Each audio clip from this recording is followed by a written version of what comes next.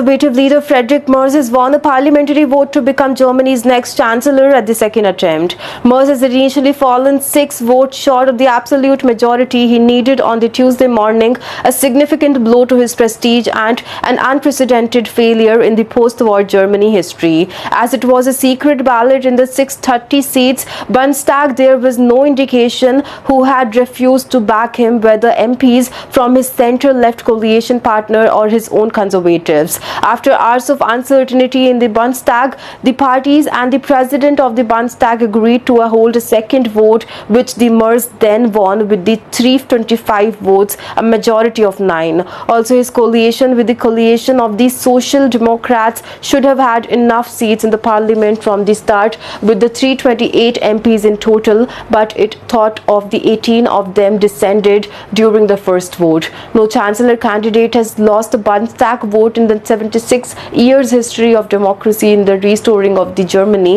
in 1949, and there was a prevailing mood of confusion in the parliament in the hours after the vote. Also, under Germany's constitution, there is no limit to how many votes can be held, but in practice, another defeat for Merz would have meant a headache for the Christian Democrat, its sister parties, the Christian Social Union, and their partners, the Social Democrats. Also, the result meant a total debacle had been averted, declared one Merz, 69-year-old, who has then been sworn as the chancellor by the president Frank-Walter Steinmeier, and is in the term of the 17 ministers that were due to take office. Bundestag president, that is Julia Klöckner, also has originally been planning a follow-up vote on the Wednesday, but the Christian Democrat General Secretary, that is Carsten Linnemann, has also said that it is important to press ahead. Also, Europe needs a strong Germany. That's why we can't wait for days, he told the German TV.